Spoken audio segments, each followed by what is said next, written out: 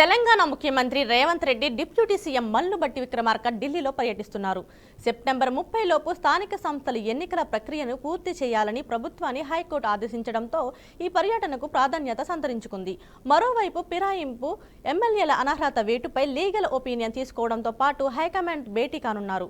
BC రిజర్వేషన్ల bill రాష్ట్రపతి వద్ద పెండింగ్లో ఉండగా ఆర్డినెన్స్ గవర్నర్ వద్ద పెండింగ్లో ఉంది. ఆ రెండు బిల్లులపై సుప్రీంకోర్టును ఆశ్రయించే అంశంపై సీఎం రేవంత్ రెడ్డితో పాటు డిప్యూటీ సీఎం మల్లు బట్టి విక్రమార్క భేటీ సుప్రీంకోర్టు సీనియర్ న్యాయవాదులతో కాబోతున్నట్లుగా సమాచారం. దీనిపై మరింత సమాచారాన్ని మా ప్రతినిధి రమేష్ అందజేస్తారు. చెప్పండి రమేష్. రమేష్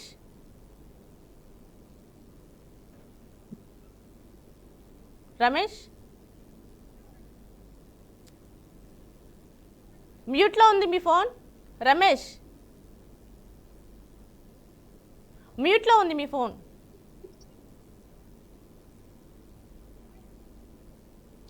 రమేష్ చెప్పండి. ఇవాళనైతే ముఖ్యమంత్రి రేవంత్ రెడ్డి ముఖ్యమంత్రి బట్టి ఇవాళనైతే ఢిల్లీలో అయితే ప్రధానంగా అయితే బీసీలకు సంబంధించినటువంటి 42% రిజర్వేషన్ అమలు విధానంపై అయితే చర్చించనున్నారు. అంతేకాకుండా ఏదైతే ఇవాళ బీహార్ లో పాదయాత్ర చేస్తున్నటువంటి అక్కడ మన ఏఐసిసి అధ్యక్షుడు మన వారి పాదయాత్రలో కూడా పాల్గొనే అవకాశం అయితే రేపు ఉంది. ప్రధానంగానైతే ఇప్పటికైతే ముఖ్యమంత్రి రేవంత్ రెడ్డి అయితే ఒక పట్టు విలువని విక్రమార్కుల్లాగానైతే ఈ 42% బీసీ రిజర్వేషన్ అమలు విధానంపై అయితే పయనిస్తున్నాడని చెప్పేసి అనేది చెప్పుకోవచ్చు. రానున్న స్థానిక సంస్థల ఎన్నికల లోపల అయితే ఎలాగైనా కూడా ఆ ఎన్నికల లోపే ఈ 42% బీసీ రిజర్వేషన్ అమలు కోసం అయితే ఇప్పటికే పట్టుబడుతున్నారు. ఇప్పటికే న్యాయ నిపుణులతో ఈ విషయంపై పలుసార్లు కూడా చర్చించిండు. మళ్ళొక్కసారి ఢిల్లీలో ఉన్నటువంటి న్యాయ నిపుణుల సలహాలు తీసుకొని ప్రధానంగా ఈ 42% బీసీలకు రావాల్సిన రిజర్వేషన్ అమలు ఏ విధంగా వెళ్ళాలి, ఎవరితో మాట్లాడాలి, అటు రాష్ట్రపతి వద్ద ఉన్నటువంటి ఫైల్ ని ఏ విధంగా చర్చించాలి, దీన్ని అమలు చేసే విధానంగా ఎవరితో కలవాలి, ఏ విధంగా ముందుకు వెళ్ళాలనే అంశం మీదనైతే ఇవాళ ఢిల్లీలో ముఖ్యమంత్రి అయితే రేవంత్ రెడ్డి చర్చించనున్నారు. అంతేకాకుండా అటు మళ్ళీ ఈ పార్టీ ఫిరాయింపులు ఎవరైతే బీఆర్ఎస్ పార్టీ నుంచి వెళ్ళి కాంగ్రెస్ కు వచ్చినటువంటి పార్టీ ఫిరాయింపులు ఎమ్మెల్యేలు ఎవరైతే ఉన్నారో వారికి కూడా ఇప్పటికే అటు సుప్రీంకోర్టు కావచ్చు, లేకుంటే ఇటు అసెంబ్లీ నుంచి స్పీకర్ కూడా ఒక దఫాలు ఇప్పుడు నోటీసులు పంపించారు. ఈ నోటీసుల నేపథ్యం లోపల అయితే కొంతమంది ఎమ్మెల్యేలు రాజీనామా చేస్తారని, కొంతమంది తిరిగి మళ్ళీ వెళ్తారని పలు ఊహాగానాలు అయితే చర్చించుకుంటున్నారు. ఈ నేపథ్యం లోపల ఏ విధంగా చర్చించాలి, వాళ్ళని ఏ విధంగా మాట్లాడాలి, ఈ నోటీసులకు ఎలాంటి వివరణ ఇవ్వాలి అనే అంశాలతోనైతే న్యాయ నిపుణులతో చర్చించి రేపు సలహా అయితే తీసుకున్నారు. అనంతరం ఆ బీహార్ లో జరిగేటువంటి పాదయాత్రలో కూడా పాల్గొనే అవకాశం అయితే ఉందని చెప్పుకోవచ్చు. Thank you Ramesh. ఏపీలో కొత్త రేషన్ కార్డుల జారీ ప్రక్రియ ప్రారంభమైంది. విజయవాడలో పౌర సరఫరాల శాఖ మంత్రి నాదెండ్ల మనోహర్ ఈ కార్యక్రమాన్ని లాంఛనంగా ప్రారంభించి తొలి కార్డు జారీ చేశారు. ప్రభుత్వ నిర్ణయం ప్రకారం మొత్తం 4 విడతల్లో ఈ స్మార్ట్ కార్డుల జారీ ప్రక్రియ జరగబోతోంది. విజయవాడ వరలక్ష్మీనగర్లో మంత్రి నాదెండ్ల మనోహర్, కలెక్టర్ లక్ష్మి ఇంటింటికి వెళ్లి స్మార్ట్ కార్డులు పంపిణీ చేశారు. నేటి నుంచి రాష్ట్ర వ్యాప్తంగా స్మార్ట్ కార్డులను పంపిణీ చేస్తున్నామని మంత్రి మనోహర్ తెలిపారు. పండుగ వాతావరణంలో ఈ స్మార్ట్ కార్డుల పంపిణీ జరుగుతోందన్నారు. పరిపాలనలో భాగంగా ప్రతి పథకాన్ని టెక్నాలజీని అందిపుచ్చుకుని అందరికీ అందేలా చర్యలు తీసుకుంటున్నామని ఆయన తెలిపారు. ఇక ఇదే అంశానికి సంబంధించిన మరింత సమాచారాన్ని మా ప్రతినిధి నాగకిషోర్ అందిస్తారు. చెప్పండి నాగకిషోర్. వాతావరణంలో ఇంటింటికి స్మార్ట్ రేషన్ కార్డుల పంపిణీ కార్యక్రమాన్ని ఈ రోజు విజయవాడలో పౌర సరఫరాల శాఖ మంత్రి నాదెండ్ల మనోహర్ ఆధ్వర్యంలో కృష్ణా జిల్లా కలెక్టర్ లక్ష్మీషా ఆధ్వర్యంలో ప్రారంభమైంది. ప్రధానంగా ఏదైతే పాత స్మార్ట్ కార్డులు ఉన్నాయో ఆ పాత స్మార్ట్ కార్డు ప్లేస్ లో ఇప్పుడు కొత్తగా క్యూఆర్ విభాగంతో కొత్త స్మార్ట్ కార్డులను అయితే ప్రజలకు అందించడం జరిగింది. ఈ కొత్త క్యూఆర్ స్మార్ట్ కార్డు ద్వారా ఏదైతే కుటుంబాలు ఉన్నాయో ఆ కుటుంబాలకు సంబంధించినటువంటి ప్రజల డేటానంతా కూడా ఆ స్మార్ట్ కార్డులో పొందుపరచడం జరుగుతుంది. ఆ క్యూఆర్ కోడ్ ని స్కాన్ చేసినట్లయితే ఆ కుటుంబాలకు సంబంధించిన డేటా అంతా కూడా ప్రభుత్వం వద్దకు చేరే విధంగా స్మార్ట్ కార్డులను రూపొందించడం జరిగింది. 4,42,00,000 మంది లబ్ధిదారులకి లబ్ధి చేకూరే విధంగా కూడా ఈ స్మార్ట్ కార్డులని ఇప్పటికే తయారు చేయడం జరిగింది. ప్రధానంగా 4 విడతలుగా ఈ స్మార్ట్ కార్డులను కూడా రాష్ట్ర వ్యాప్తంగా పంపిణీ చేసేందుకు ప్రభుత్వం ఇప్పటికే సిద్ధమవుతా ఉంది. అందులో భాగంగా ఆగస్టు 25వ తారీఖున ఈ రోజు 9 జిల్లాల్లో ఈ కార్యక్రమాన్ని లాంఛనంగా ప్రారంభించడం జరిగింది. అదేవిధంగా ఆగస్టు 30, సెప్టెంబర్ 6, సెప్టెంబర్ 15 తారీఖుల్లో కూడా మిగిలిన 13 జిల్లాలు ఏవైతే ఉన్నాయో ఆ మిగిలిన 13 జిల్లాల్లో కూడా ఈ స్మార్ట్ కార్డులు పంపిణీ చేసే విధంగా కూడా ప్రభుత్వం చర్యలు తీసుకుంటుంది. ఇందులో ఈ స్మార్ట్ కార్డు పంపిణీలో భాగంగా ఈ రోజు ఎన్టీఆర్, కృష్ణా జిల్లాల్లో కలిపి 10,40,000 కార్డులని ప్రభుత్వం అయితే పంపిణీ చేయడం జరిగింది. సెప్టెంబర్ 15 లోపల ఇంటింటికి ఈ క్యూఆర్ కోడ్ల కార్యక్రమాన్ని పూర్తి చేసే విధంగా కూడా ప్రభుత్వం చర్యలు తీసుకోవడం జరిగింది. ఇప్పటికే దీనికి సంబంధించి ఏదైతే స్మార్ట్ కార్డులు ఉన్నాయో దగ్గరగా 1,42,00,000 స్మార్ట్ కార్డులు మొత్తానికి 8 కోట్ల రూపాయలను కూడా ప్రభుత్వం కేటాయించడం జరిగింది.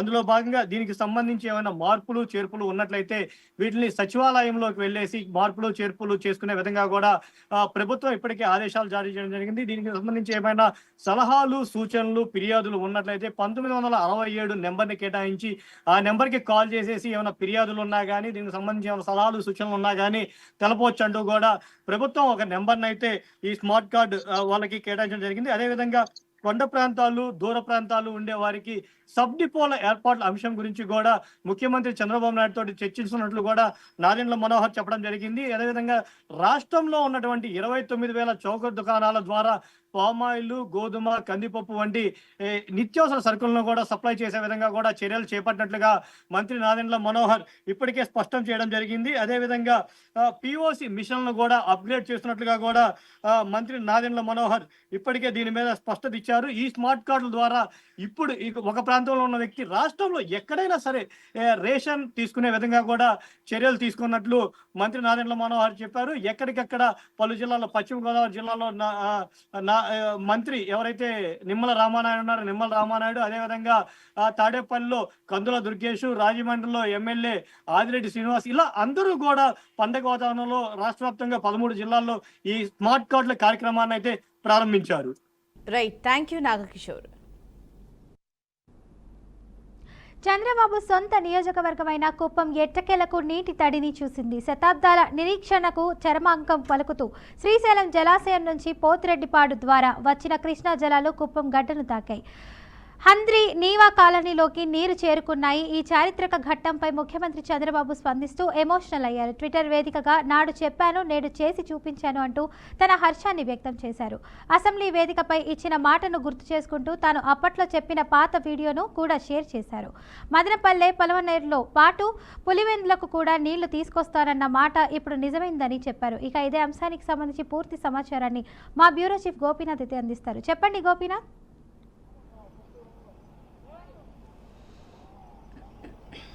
ఫాతిమా, మొత్తం మీద రాయలసీమ జిల్లాల్ని సస్యశ్యామలం చేయడానికి 11 సంవత్సరాల క్రితం హంద్రీ నీవా ప్రాజెక్టుని రూపకల్పన చేయడం జరిగింది. అంటే శ్రీశైలం జలాలు కృష్ణా డెల్టా ద్వారా అంటే మొత్తం రాయలసీమ జిల్లాలకు సంబంధించి అన్ని ప్రాంతాలను కూడా అనుసంధానం చేస్తూ ఇటు తాగునీటికి కావచ్చు, అదేవిధంగా సాగునీటికి ఉపయోగకరంగా ఉండే విధంగా కూడా, ఎందుకంటే రాయలసీమ జిల్లాలంటేనే ఎడారి ప్రాంతాలు. మరి ఎలాంటి ప్రాంతాల్లో రైతులకు సంబంధించి కావచ్చు, అదేవిధంగానే గ్రామీణ ప్రాంతాల్లో, పట్టణ ప్రాంతాల్లో తాగునీటికి ఎన్నో రకాల ఇబ్బందులు కొనసాగుతూ ఉన్నాయి. ఇది దాదాపుగా ఒక 50 సంవత్సరాల నుంచి ఉన్నటువంటి సమస్య. మరి రైతులను ఆదుకోవడానికి, అదేవిధంగానే స్థానిక ప్రజల్ని అంటే తాగునీటి అవసరాల కోసం కూడా ఆదుకోవడానికి హంద్రీ నీవాకు సంబంధించిన ప్రాజెక్టుని అప్పట్లో రూపకల్పన చేయడం జరిగింది.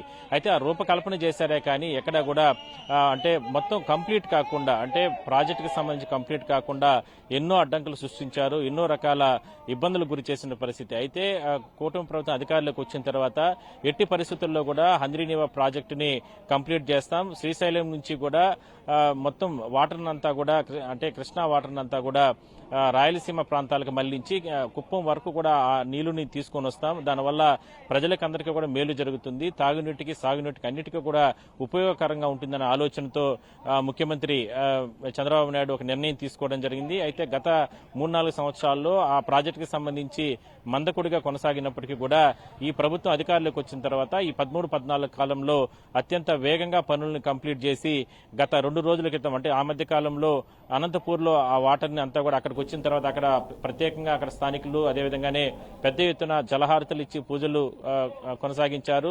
దాని తర్వాత నిన్నటికి కుప్పానికి చేరుకోవడం జరిగింది. నిన్న అక్కడ తెలుగుదేశం పార్టీకి సంబంధించిన నేతలుగా అంటే పార్టీలకు అతీతంగా పెద్ద ఎత్తున స్థానిక ప్రజలు వాళ్ళందరూ కూడా ఎందుకంటే కుప్పం వరకు జలాలు అంటే కృష్ణా జలాలకు సంబంధించి ఇవన్నీ కూడా అంత దూరం వచ్చాయి అంటే అంత ఆషామాషి విషయం కాదు. ఇది ఒక యజ్ఞం లాగానే కొనసాగిందని మనం చెప్పుకోవచ్చు. దాదాపుగా 11 సంవత్సరాల పాటు కూడా సుదీర్ఘమైనటువంటి అంటే ప్రభుత్వం చేసుకున్న చర్యలు అంచెలంచెలుగా తీసుకొచ్చిన చర్యల కారణంగా ఇన్ని రోజులు పట్టింది. కానీ 4-5 సంవత్సరాలనే ప్రాజెక్టు కంప్లీట్ అవ్వాలనుకున్నప్పటికీ కూడా గత పాలకులు ఉన్నటువంటి నిర్లక్ష్యం కారణంగా ఈ ప్రాజెక్టు ఆగిపోవడం జరిగింది. అయితే ఇవాళకి నిన్నటికి కుప్పంకి ఏదైతే ఈ హంద్రీనీవా ప్రాజెక్టు కంప్లీట్ అయిన తర్వాత కృష్ణా జలాలు ఇక్కడికి చేరుకున్న తర్వాత పెద్ద ఎత్తున కుప్పం ప్రజలు ప్రధానంగా అంటే పెద్ద ఎత్తున సంబరాలు చేసుకోవడం జరిగింది. ఎందుకంటే కుప్పంలో ఎడారి ప్రాంతం ఎక్కడ కూడా వాటర్ సోర్స్ ఉండదు. దాదాపుగా 1000 అడుగుల వరకు కూడా భూమిలోకి అంటే ఎక్కడ కూడా బోర్లు వేసినా కూడా వాటర్ బయట వచ్చే పరిస్థితి లేదు. అలాంటిది హంద్రీనీవా ప్రాజెక్టు కంప్లీట్ అయిన తర్వాత పెద్ద ఎత్తున ఈ వాటర్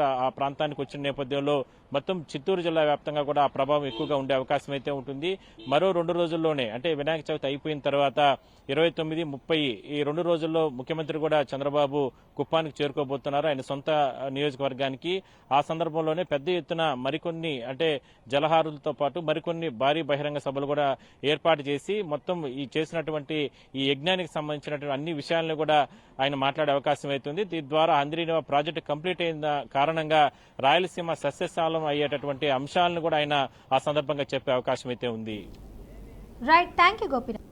మల్నాడు రెస్టారెంట్ డ్రగ్స్ కేసులో కీలక పరిణామం చోటు చేసుకుంది.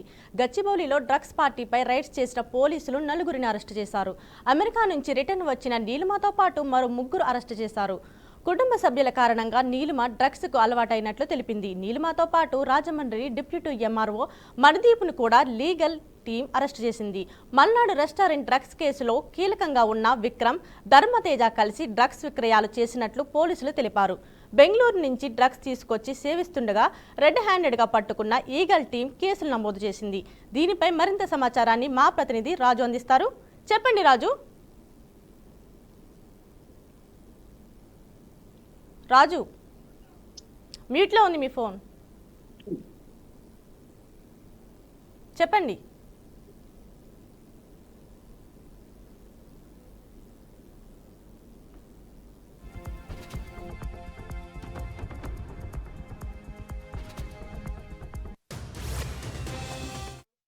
సంబంధించి అధికారులు అయితే పురోగతి సాధించారని చెప్పొచ్చు. మల్నాడు రెస్టారెంట్ డ్రగ్స్ కేసు వ్యవహారానికి సంబంధించి అధికారులు అయితే పురోగతి సాధించారని చెప్పొచ్చు. ఇప్పటికే డ్రగ్స్ కేసులో పూర్తి స్థాయిలో మరో 4 అరెస్ట్ చేయబడినటువంటి పరిస్థితి మనం చూస్తాం. అమెరికా నుంచి వచ్చినటువంటి నీలిమతో పాటు మరో 3 కూడా ఎట్టకెళ్ళకైతే ఈగల్ టీం అరెస్ట్ చేసినటువంటి పరిస్థితి మనం చూస్తున్నాం. కుటుంబ కలహాల నేపథ్యం కావచ్చు, కుటుంబ సమస్యల కారణంగా గత కొంతకాలంగా డ్రగ్స్ తీసుకుంటూ డ్రగ్స్ కు అడిక్ట్ అయిపోయినటువంటి నీలిమ ఎట్టకెళ్ళకైతే అమెరికా నుంచి వచ్చిన వెనువెంటనే అధికారులకు పట్టుబడిన పరిస్థితి మనం చూస్తున్నాం. దాంతో పాటు రాజమండ్రికి సంబంధించి ప్రధానంగా డిప్యూటీ ఎంఆర్గా ఉన్నటువంటి మణిదీప్ కూడా అధికారులు అయితే పూర్తిగా పట్టుకున్నటువంటి పరిస్థితి మనం చూస్తున్నాం. ఈ క్రమంలో మల్నాడు రెస్టారెంట్ డ్రగ్స్ కేసు వ్యవహారానికి సంబంధించి ఇప్పటికీ నీలిమతో పాటు మరో 4 కూడా పూర్తిసార్లు అరెస్ట్ కాబడినటువంటి పరిస్థితి మనం చూస్తున్నాం. విక్రమ్ అంటే డ్రగ్స్ విక్రయాలకు సంబంధించి పూర్తి స్థాయిలో విక్రమ్ ఇంత ప్రధాన సూత్రధారిగా ఉన్నటువంటి పరిస్థితి. అతనితో పాటు ధర్మతరైనటువంటి వ్యక్తి ఇద్దరు కలిసి కూడా బెంగళూరు నుంచి డ్రగ్స్ తీసుకొచ్చి మరి వాళ్ళు సేవిస్తుండగా అయితే అధికారులు అయితే రెడీ హ్యాండ్ గా పట్టుకున్నటువంటి పరిస్థితి. హైదరాబాద్ కు సంబంధించి ప్రధానంగా గచ్చిబౌలిలోని సర్వీస్ అపార్ట్మెంట్ లో ఇద్దరు కూడా పూర్తిగా డ్రగ్స్ తీసుకుంటుండగా అటు అధికారులు మాత్రం రెడీ హ్యాండ్ గా పట్టుకున్నారు. ఈ అంశానికి సంబంధించి కొంత ఆసక్తికరంగా నెలకొన్నటువంటి పరిస్థితి. డ్రగ్స్ తీసుకున్నటువంటి వివరానికి సంబంధించి ఇప్పటికే నీలిమతో పాటు మరో 3 అరెస్ట్ కాబడిన నేపథ్యంలో ఈ కేసు కాస్త ప్రాధాన్యత సంతరించుకుంది. దీంట్లో అధికారులు మాత్రమైతే పురోగతి సాధించారని చెప్పొచ్చు. థ్యాంక్ యూ రాజు. ధర్మవరం నియోజకవర్గానికి చెందిన బత్తలపల్లి మండలం నల్లబోయినపల్లిలో తెలుగుదేశం పార్టీ వర్గీయుల మధ్య తీవ్ర ఘర్షణ చోటు చేసుకుంది.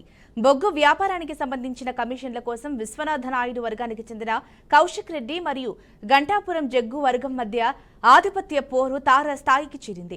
మాటామాటా పెరిగి ఇరు వర్గాలు ఇనుప రాడ్లు కర్రలతో పరస్పరం దాడులకు దిగాయి. ఈ సంఘటనలో 2 వాహనాలు ధ్వంసమయ్యాయి. అలాగే ఇద్దరికి తీవ్ర గాయాలయ్యాయి. ఈ ఘర్షణకు సంబంధించిన వీడియో ప్రస్తుతం సోషల్ మీడియాలో వైరల్ అవుతున్నాయి. ఘటనపై స్పందించిన బత్తెలపల్లి పోలీసులు ఇరు వర్గాలపై కేసులు నమోదు చేసి దర్యాప్తు ప్రారంభించారు.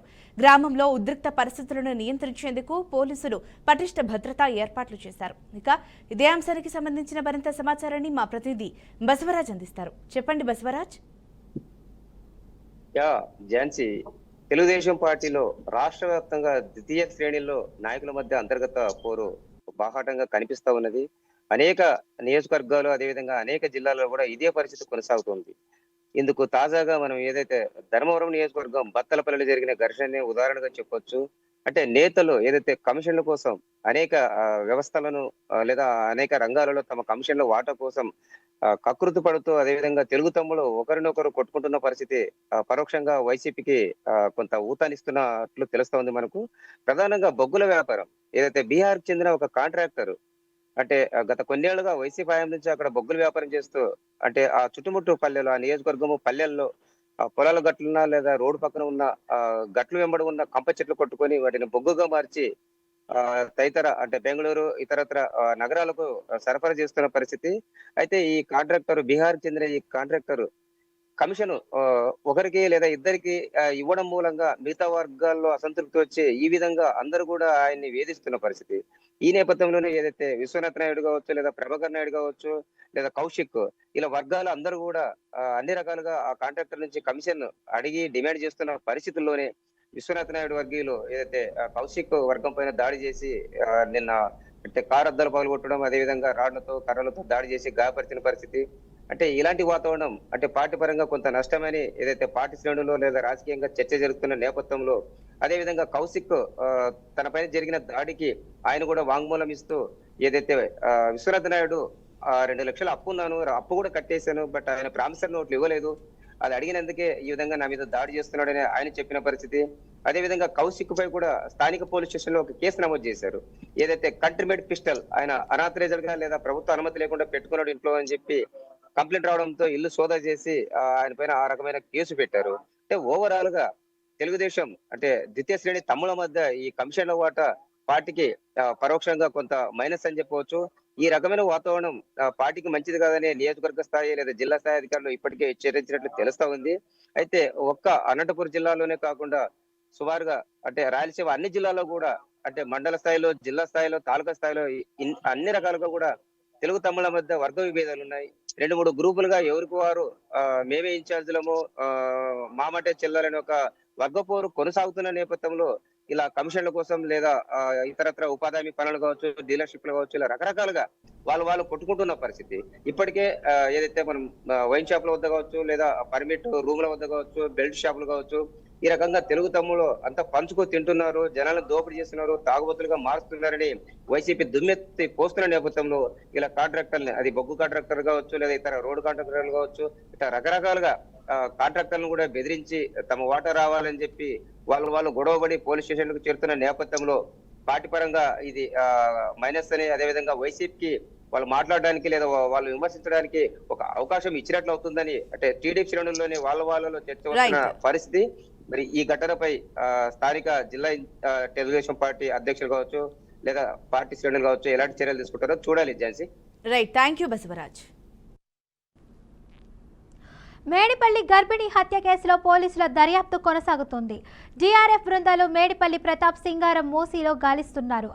ఆదివారం చీకటి పడే వరకు స్వాతి శరీర భాగాల కోసం పోలీసులు జీఆర్ బృందాలు ఇక్కడ గాలించాయి. సోమవారం మరోసారి బోట్లతో గాలిస్తున్నారు. మూసీలో ప్రవాహం ఎక్కువ ఉండటంతో శరీర భాగాలు చాలా దూరం కొట్టుకుపోయి ఉంటాయని పోలీసులు అనుమానిస్తున్నారు. ఆదివారం 10 కిలోమీటర్ల దూరం వరకు జీఆర్ఎఫ్ బృందాలు గాలించాయి.